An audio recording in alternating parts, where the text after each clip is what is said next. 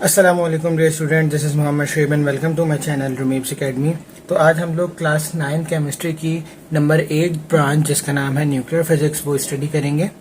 Nuclear physics जैसे कि आपको नाम से ही पता चल रहा होगा कि न्यूक्लियर जो वर्ड है वो निकला है न्यूक्लियस से।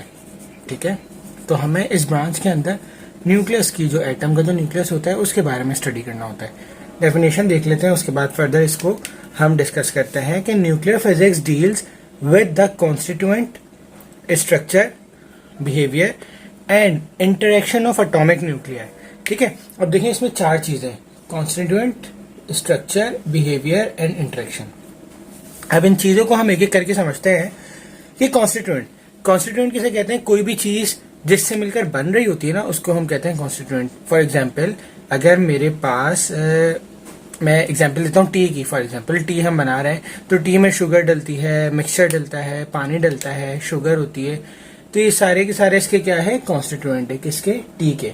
इसी तरीके से अगर मैं न्यूक्लियाई की बात करूं, किसी भी एटम के न्यूक्लियाई की बात करूं कि उसके कौन से कॉन्स्टिट्यूएंट है, तो आप लोग क्या कहेंगे? उसके दो कॉन्स्टिट्यूएंट है। ठीक है, वो कहलाते हैं प्रोटॉन्स जिनके ऊपर पॉजिटिव चार्ज होता है, और एक कहलाते हैं न्यूट्रॉन्स जिनके ऊपर कोई चार्ज नहीं होता, वो न्यूट्रल होता है। सॉरी, तो ये दोनों कंबाइनली तौर पे कहलाते हैं न्यूक्लियॉन्स।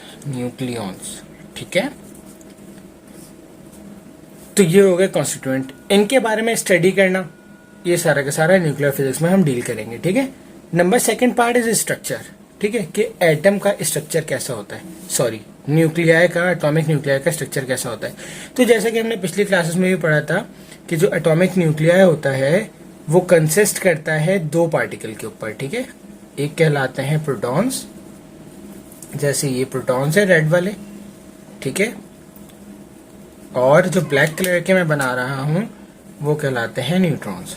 ठीक है, ये दोनों के दोनों न्यूक्लियस के अंदर जो है वो टाइटली पैक्ड होते हैं, और इनको एक फोर्स जो होती है वो टाइटली एक दूसरे में पैक्ट करके रखती है, जोड़े रखती है, और उस फोर्स का नाम होता है न्यूक्लियर फोर्स। क्या होता है? Nuclear force. मैं यहाँ लिख देता हूँ न्यूक्लियर फोर्स। इस न्यूक्लियर फोर्स को हम स्ट्रॉन्ग फोर्स भी कहते हैं, न्यूक्लियर फोर्स या और स्ट्रॉन्ग फोर्स। तो कॉन्स्टिट्यूएंट और स्ट्रक्चर के बाद बारी आती है बिहेवियर की। अच्छा, बिहेवियर और इंटरेक्शन दोनों एक ही बात है, क्योंकि इंटरेक्शन अगर कोई चीज करेगी किसी के साथ तो वो उसका बिहेवियर होगा ना। जैसे मिसाल के तौर पर मैं अगर किसी शख्स से मिल रहा हूं, ठीक है, तो मैं क्या कर रहा हूं? इंटरेक्ट कर रहा हूं। इंटरेक्ट करने के बाद मैं उससे कैसा बिहेवियर शो करूंगा, किस तरीके से उसके साथ रिएक्ट करूंगा, वही तो मेरा बिहेवियर कहलाता है। तो ये बिहेवियर और इंटरेक्शन एक ही बात है।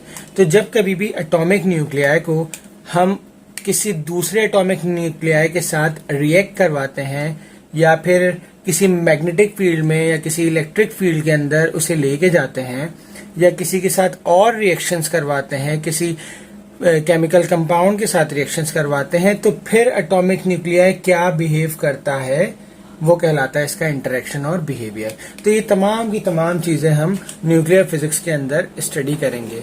न्यूक्लियर फिजिक्स के अंदर और एटॉमिक फिजिक्स के अंदर जो मेन डिफरेंस है वो स्केलिंग का होता है। क्यों? क्योंकि एटॉमिक फिजिक्स के अंदर ना हम 1 एंगस्ट्रॉम तक की बात करते हैं, यानी कि 10⁻⁻10 मीटर तक की। ठीक है, जबकि न्यूक्लियर फिजिक्स के अंदर हम 1 फेम्टो तक की बात करते हैं। ठीक है, 1 फेम्टो इक्विवेलेंट होता है 1×10⁻⁻15 मीटर के। ठीक है, और जो टॉपिक्स हमें न्यूक्लियर फिजिक्स में पढ़ने हैं हमारी बुक के अंदर मौजूद हैं, उनमें सरे फहरिस्त जो है ना वो है रेडियो एक्टिविटी। इसके अलावा रेडियो एक्टिव डीके, ये भी हम पढ़ेंगे, रेडियो एक्टिव डीके।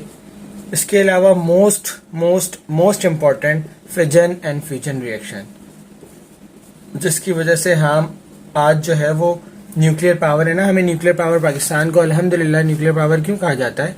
क्योंकि उसके पास न्यूक्लियर बॉम्ब है, और जो न्यूक्लियर बॉम्ब होता है वो इस रिएक्शंस के ऊपर क्या करता है? वर्क करता है, फिजन एंड फ्यूजन रिएक्शंस के ऊपर। ठीक है, जिसको हम न्यूक्लियर रिएक्टर भी कहते हैं। क्या कहते हैं? न्यूक्लियर रिएक्टर भी कहते हैं। आगे जाके इसका पूरा एक कंप्लीट टॉपिक है, आप स्टडी करेंगे इसको तो आपको मजीद बेहतर समझ में आ जाएगा। यहाँ पर सिर्फ इंट्रोडक्शन दे रहा हूँ मैं न्यूक्लियर फिजिक्स का, ठीक है। इसके अलावा रेडिएशंस के बारे में पढ़ेंगे, कौन कौन सी रेडिएशन न्यूक्लियस में से निकलती हैं, मुख्तलिफ एलिमेंट्स में से मुख्तलिफ किस्म की रेडिएशन निकलती हैं, मुख्तलिफ वेवलेंथ की, फ्रिक्वेंसीज की, ठीक है। इसके अलावा जो ये जो न्यूक्लियॉन्स होते हैं, प्रोटॉन न्यूट्रॉन, इसके अलावा इनके अंदर से जो रेडिएशन निकलती हैं वो मुख्तलिफ पर्पसेस के काम आती हैं, मेडिकल डायग्नोसिस के काम आती